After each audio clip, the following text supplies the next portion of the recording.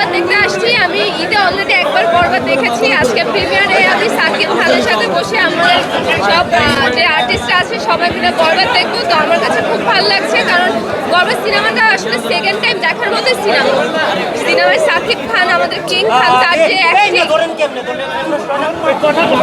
আমাদের সাকিব খানের যে অ্যাক্টিং, মানে এটা অসাধারণ। এই সিনেমা মনে আমি আরো 5 বার দেখতে পারবো। আমার কাছে এত বেশি ভালো লেগেছে। ডিরেকশন হৃদয়, মেহেদী হাসান হৃদয় এত ভালো ডিরেকশন দিয়েছে, আমি এই সিনেমা আসলে 5 বার দেখতে পারবো। অনেকেই বলে যে নাটকের ডিরেক্টর দিয়ে সিনেমা হয় না, মেহেদী হাসান হৃদয় তো নাটক থেকে আছে, সেই হিসাবে তার প্রত্যাশা ছাড়িয়ে দিতে পেরেছে কিনা কি মনে হয়?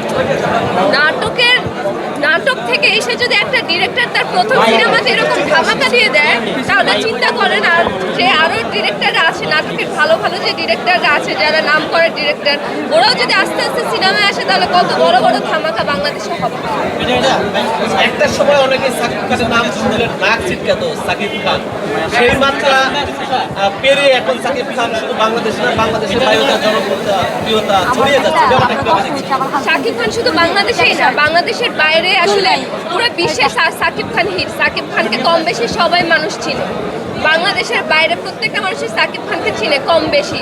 আপনি যদি নিউ ইয়র্কে যান, আপনি আমেরিকায় যান, লন্ডনে যান, কানাডায় যান, সাকিব খানকে কম বেশি মানুষজন চিনে। তার নাম আসলে ওই ক্যাটাগরিতে পৌঁছে গিয়েছে। আর সাকিব খানকে দেখে কোনোদিনই কেউ নাক ছিটকাতো না।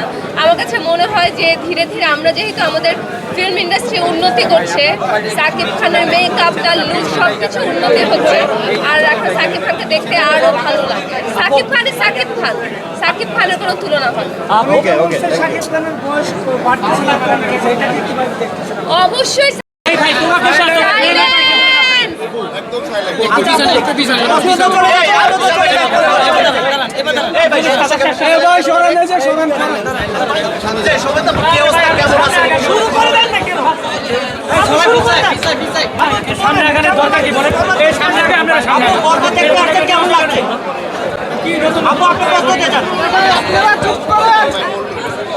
আমি আজকে